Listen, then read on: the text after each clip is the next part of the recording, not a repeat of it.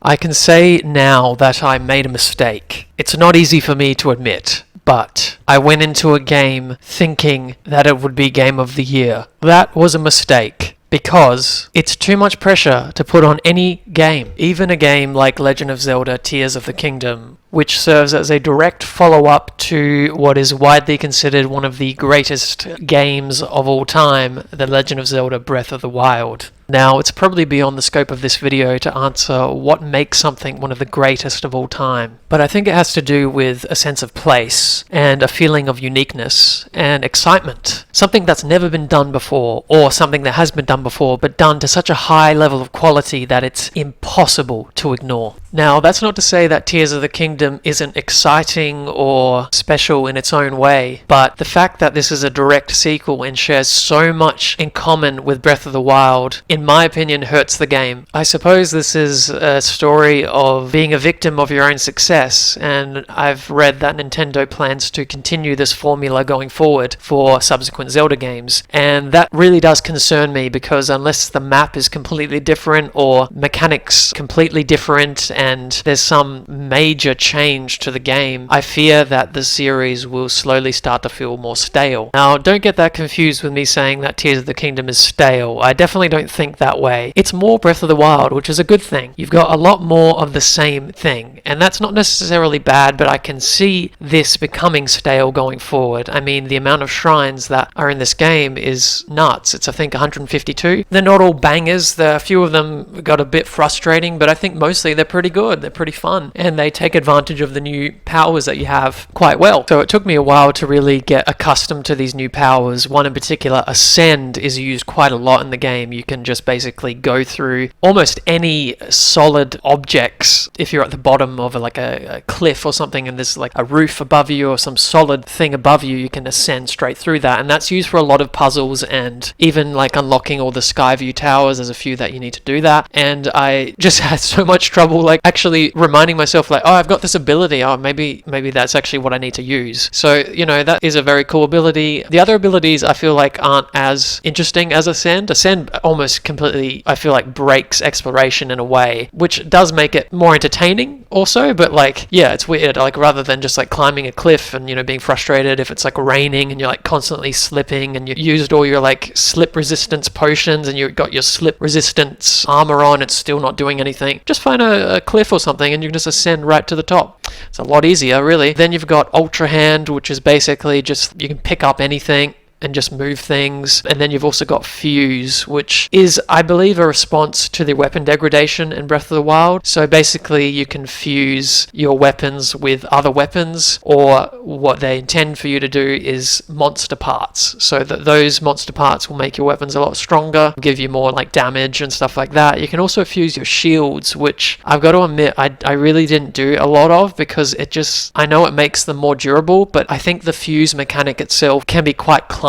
and the fact you have to fuse like every item you have, your arrows, your shields, your weapons, it can become quite annoying, especially during combat. I mean, during combat I just couldn't even use that system because it was too much. I couldn't even like see what I was fusing, or I didn't have the time to do that. What I think would probably have helped is if when you go to fuse something, it just pauses time. I think that would have been a cool way to actually fix that problem, and you could actually have it be more of a viable thing during combat. And yes, before you make an angry comment, I know when you draw your bow and then you draw an item to fuse an arrow to, it does pause combat. What I'm talking about is if you press the fuse button for your weapons or your shields, I'm talking about then if it would pause it as well. That would be cool. So yes, you can also fuse arrows with various effects, which is useful, and you do need to do for a few puzzles, things like that. So you can do like, you know, fire arrows, ice arrows, you can do eyeball arrows, which sounds weird, but it basically creates like a homing effect on your arrow, which is neat. The only issue I have with the arrow fusing is it's,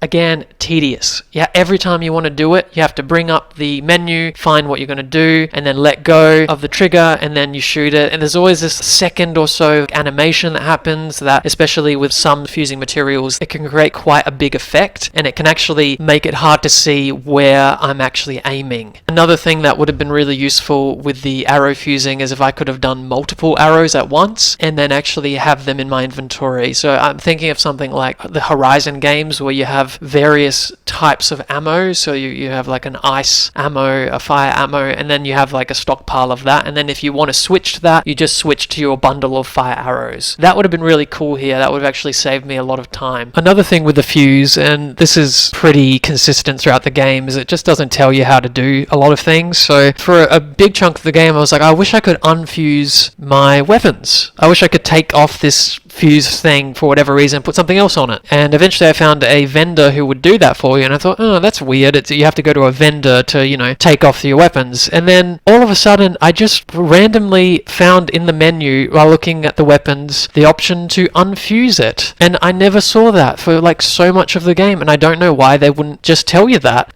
Look, I know that there's a lot of things in Breath of the Wild that they wouldn't tell you as well, but I guess the fact that it is a sequel, it feels like come on, like you should have improved on some of this stuff. You should have made it more clear to the player, So, we'll get into that. But before we do, let's continue talking about the wonders of Fuse. So, in combination with Fuse and Ultra Hand, you can also basically build your own vehicles and flying contraptions and things, which is pretty cool. And you do have to do a fair amount of that in the puzzles, and then if you want to have the Koroks find their friends to get these Korok seeds, which is a whole another 800 in this game, just like Breath of the Wild, and increases your inventory and all of that. So basically these vehicles are built with Zonai parts, and you get a lot of these Zonai parts in little gotcha machines, which is pretty funny. I never really got too in depth with this system because my brain just doesn't work that way where I can design these extravagant things. I always just did like the most basic things, like just to get to point A to point B, and that's fine. But I do feel like a game isn't designed for me. Like it's designed for the people who can really go crazy with these vehicles, and there's a whole like sub quest about increasing your energy, your like battery capacity, which enables you to fly further and drive more without depleting your energy. So that's a whole system they probably spent God knows how long on trying to do that and trying it to make it not be janky. I did find it a little janky in some ways. So like with Ultra Hand, getting a piece of a vehicle and trying to fuse it to something sometimes just would not go where I wanted it to go, which is pretty frustrating, but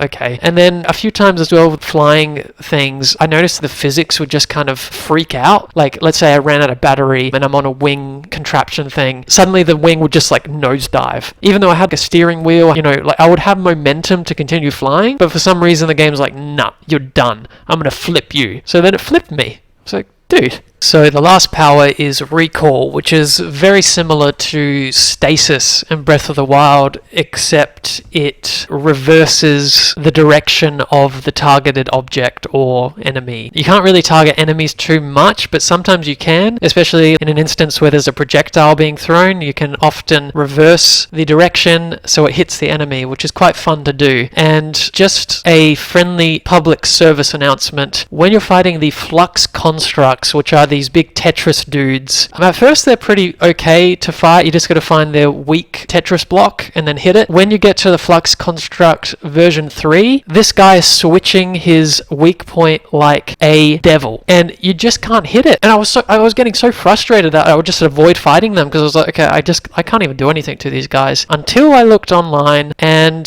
found out that you can just Ultra Hand the weak point away from its body. You can just pull the Tetris block away from him, and then it exposes the weak point, and then you can hit them. So keep that in mind. Well, now's a good time to talk about the combat, which still is one of the weakest parts of the game. Unfortunately, they really didn't improve it from Breath of the Wild or do much with it at all, other than the fusing, which, it's not really part of the combat exactly, is it? So, the combat, man. It's so basic. It's so basic for a franchise this big, man. They really should have fixed it. Okay, so to start with, you take so much damage in this game. The early game is rough, man. You gotta really prioritize going for those shrines and getting hearts. You need hearts. Even having a lot of hearts, you still take so much damage. Some bosses can just 2-hit kill you. It's like, well, dude, what? Is this Dark Souls? No, I don't get it, man. I really don't get it. And then I was, reading online, people were like, you gotta go for the fairies. You gotta get the fairies. It's like, okay, you gotta go for the fairies because they increase your armor, but it's like the game doesn't tell you to go for the fairies to begin with. The game's not like guiding you in that direction or anything. And here's a newsflash. I even went for the fairies and upgraded my armor, and the game still has a weird balancing issue with the difficulty. Some enemies hit you ridiculously hard, and then others are not that hard at all. So you really need to prioritize hearts in this game, like Breath of the Wild. One thing the game doesn't tell you is you can't max out your hearts and your stamina. You got to choose one or the other. I had no idea about that, and if I had known that, I would have sacrificed a few bars of stamina just to make sure I maxed out my hearts. But anyway, I almost got to max hearts. So yeah, you need to do that in this game because the difficulty is all over the place. And that wouldn't be such an issue if the combat was rock solid. Unfortunately, it's not. Dodging in the game is unpredictable. There's no dodge indicator. There's no parry indicator. You can do a perfect dodge, but the amount of times that I did it throughout playing the game for 120 hours, I probably did it maybe 5 times. It is so unpredictable. There's no indicator to know exactly when you should dodge. You would think it's when you're about to get hit, as in most games, right? The minute you get hit or you're about to get hit, you dodge out of the way and you have a little slow down, perfect dodge, and you get a few free hits in. That is not the way it is in this game. It's basically when the enemy first goes into their attack, which is really bizarre because, yeah, there's no indication of that. You just got to kind of work it out, and then every enemy attack is different, which sucks. I also wish the dodging gave you iframes, but it doesn't. Dodging is directional, so you can either jump upwards or jump to the side, or,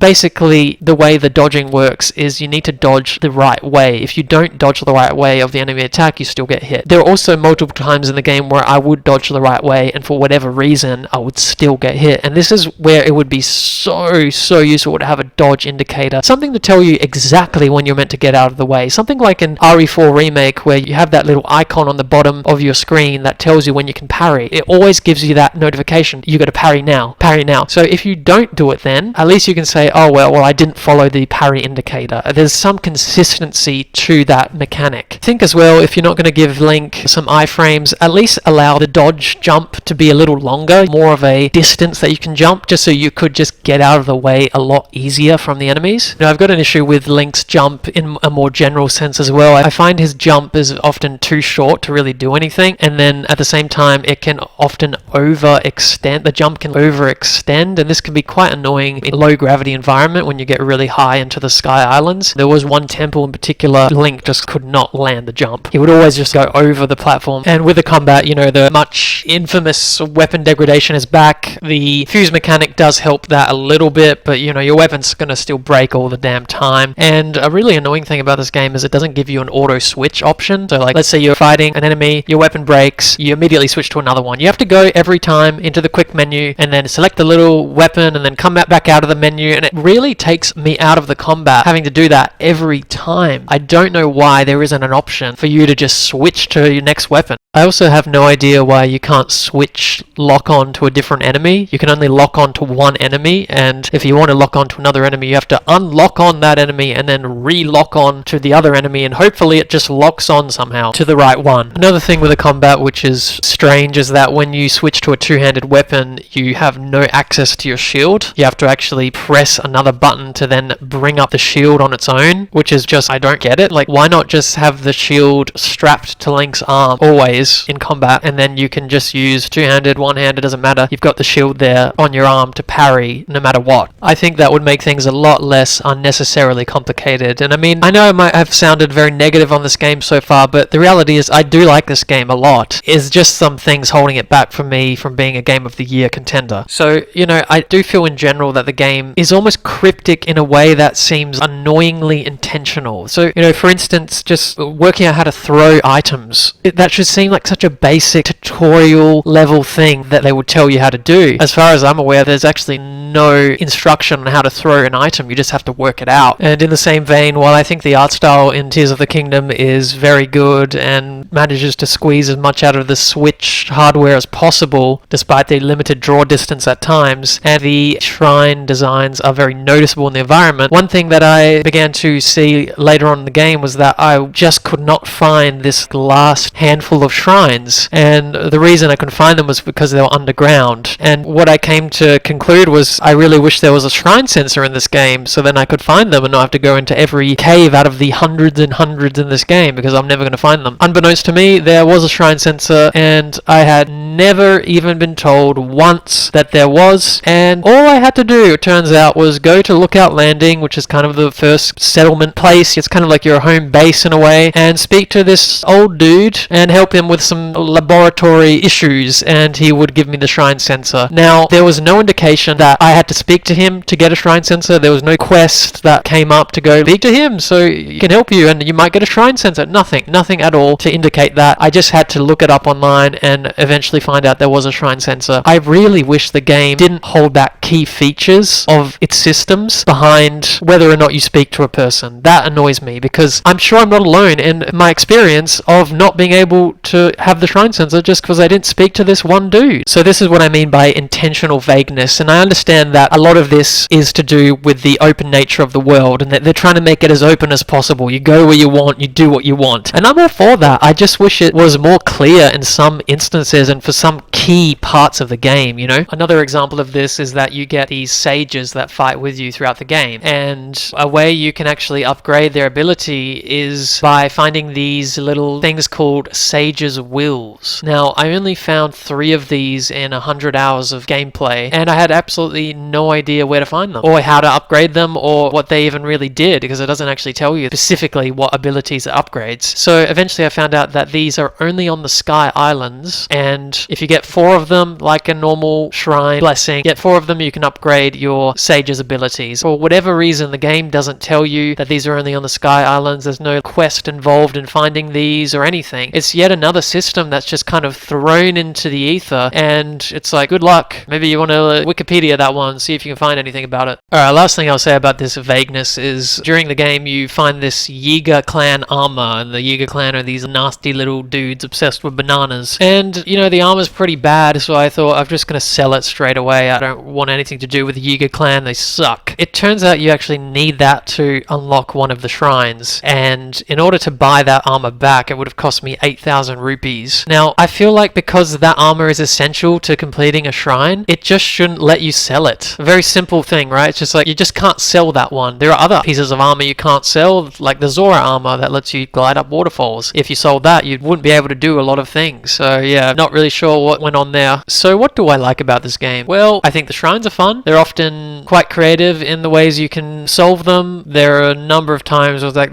this is definitely not the way they want me to do it. But I ended up somehow cheesing it, which is fun. And the shrines themselves give you a good gameplay incentive to upgrade health and stamina, which you need to do. And they're just visually quite a nice design, especially when you zoom up a Skyview tower, which unlocks the little region that you're in, and then you can kind of see all the different shrines in the area and paraglide over to them. That's really fun to do that. You know, the map is fun to explore. I say that like a little half-heartedly because the map itself is not the only map. There's actually 3 maps in this game. There's the Sky, Hyrule, and then the Depths. I think Hyrule is, you know, fun to explore. It's a little familiar. It's basically the same map as Breath of the Wild, although they have changed the regions a little bit. I mean, it's a few different things, but, you know, it's fine. I think the Sky Islands are a cool addition. There's not a lot of them, but they definitely do have some cool little treasures. And Depths, I really didn't like them. I think it's a cool idea that there's this whole extra map underneath the surface, but I found it really annoying to actually traverse them. It was hard to see where I was going. There'd often be impassable walls you just could not climb over, which sucked. But yeah, and I will say with the exploration, there is one thing I didn't like is the horse navigation. Just, it's so annoying navigating with a horse in this game. They do the thing in Red Dead Redemption where you can only whistle for the horse if it's in the certain area that you're in. If you go too far away, the horse just can't hear your whistle. And I understand the realism for that, but that's not fun. You know, that's not a fun gameplay design. And it really ended up resulting in me just not using the horse because it would always be somewhere where I wasn't, and I would have to go to a stable and then bring it out to get the horse. And as well as that, the horse's controls feel quite fiddly. You know, the horse will often pull and not want to be steered, especially when it's going at speed, and I just don't get why that's even a feature, to be honest. It's just annoying to have your horse not go where you want it to go. The story's decent. It's extremely similar to Breath of the Wild. You go to the different 4 regions and help the various clans with their problems, whereas in this one you get a little more companionship in the form of the spirits, so they help you in combat, which is nice, definitely, and they actually do some damage as opposed to a lot of games with, you know, AI companions that they just do nothing. So that was neat. I definitely think that the story isn't as open as Breath of the Wild. You know, you can basically just go to the final fight as soon as you get off that first area. You can't do that here, but it's fine. I would have liked some more voice acting just in the little moments that are not cutscenes, just when the character is talking and you're with a text box. I really think they could have just done voice acting for that and made it feel a bit more engaging. Also, with those moments where there's the text logs, for some reason there's no auto scroll. That's just a minor thing, but I just don't know why you wouldn't be able to just auto scroll through that text. I've heard that some people think the story in Tears of the Kingdom is substantially better than Breath of the Wild. I didn't feel that way. There was one big twist moment that was like, oh, that's pretty interesting. But, I'd have to go back and play Breath of the Wild again to really compare the two. Maybe stay tuned for a video on that. Who knows? The story is broken up in a few different ways. One of the ways they do that is through the Tears of the Dragon. So these are big glyphs across the map that you often see when you're ascending a Skyview tower, and if you go up to them and find the exact spot where the tear fell, you'll be rewarded with a cutscene depicting events that have happened in the past. I thought this was a really cool idea and a way to just kind of take in the story when you want to or when you find a glyph. The only thing is the clips are shown out of order, and I'm not really sure why they couldn't have just shown you that in order of the events. That would have been a bit clearer. I like that you can customize Link's clothes and also the paraglider, and I like how you can take pictures of various monsters and then use those pictures for new fabrics for your paraglider. One of the ones that is particularly goofy is when you take a picture of a choo-choo, which is this big jelly-like monster with googly eyes. Then your paraglider basically has two big googly eyes on it. It's good fun. But I think what I like most about Tears of the Kingdom is what I liked most about Breath of the Wild, and it's that it feels like a real organic world where there's always something around the next corner, and quests are often given to you organically. It doesn't feel like you're being pestered or assaulted with quests. But with that said, Tears of the Kingdom does have quite a lot of quests. But the quests often make sense in the world, and they usually have an interesting payoff. They don't all have an interesting payoff, but usually they do. One thing I would like going forward would be a indicator of what reward you would get for doing a quest. Because there are some quests where I was like, really? I feel like I deserve more than that. I don't know, some kind of indication of that would be nice. And look, I think going forward, if this is the style they want to go for, that's fine. I mean, obviously, Tears of the Kingdom is extremely popular, has reviewed extremely well, and is probably going to make Nintendo a boatload of money. So I guess my concern going forward is they really need to tighten up the combat, tighten up Link's movement. I mean, even paragliding, Link just turns so slowly. It really becomes annoying during exploration. I don't know why he moves like that for. But anyway, I think these things can be improved on, and I hope they are going forward, because Tears of the Kingdom is a great game. Breath of the Wild is a Hall of Famer, and who knows what will happen going forward. But yeah, I think this game is definitely worth playing. Your mileage may vary with how much you get out of it. If you're aiming to 100% this game, you're going to be there for a while. This game's really long. I spent 120 hours in it. I definitely did not do every Korok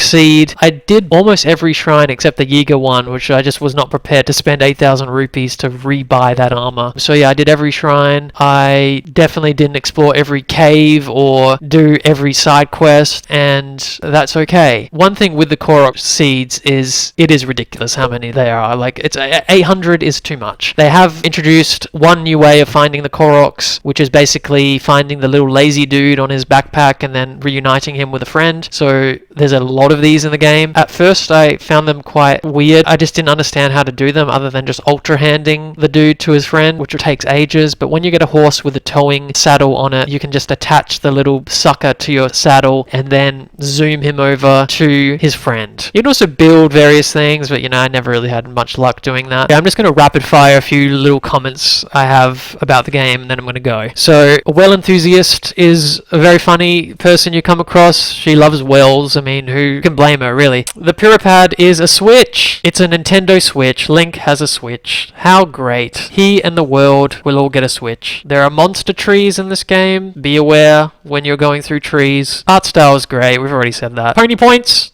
You get a pony point every time you find a stable, which is great. You get a lot of pony points, you get new things for your horse. How fun. Pony points. Skyview Towers are fun. Signman Addison, had no idea who this was until I heard a podcast that said you can build stuff to help him with his sign and then he'll give you things. Had no idea. Not a lot of button mapping in this game, which is a shame. You can change like one set of buttons, jump and run, that's about it. No boss checkpoints, sad face. Can't cook multiple meals at once. Very tedious considering how much you have to cook in this game. Also with the cooking, if you eat something that has a status effect and then you eat something else that has a status effect, it will cancel out the previous status effect. Kind of annoying. Not as many combat shrines as in Breath of the Wild, which is fun, although they are basically replaced by Proving Ground shrines, which basically strip you of your weapons and armor and you have to just Hunger Games work out how to survive, which is actually kind of more annoying than the combat shrines in Breath of the Wild because you don't have any health or armor. Yeah, so you better have a lot of hearts, boy, before you do that. Blood Moon every 3 hours, have to do a cutscene every time that happens, and all enemies respawn. I think at some point it could just stop being a cutscene and just be a thing in the sky. Moon comes up and then goes away. Unskippable cutscene every time you find a shrine. Yes, you can skip a segment of the cutscene, but you still have to watch like 30 seconds of Raru blessing your face, and 30 seconds times 152. I don't know, someone can work out how long you spend looking at that exact same cutscene. I needed to cook something for a quest, but it was raining, so I couldn't light a fire. I mean, realistic, yes, but not very good. For some reason you can increase your weapon inventory, your shield inventory, your bow inventory, but you cannot increase your meal inventory, which is strange. Draw distance in this game isn't great, but it's legible, I guess. The fact that there's hardly any tech issues with this game is a miracle, considering it's running on a Switch. Camera sensitivity is really slow, even at max. Would have been nice for more incentive to do the compendium, but oh well. And just tell me how to play the damn game.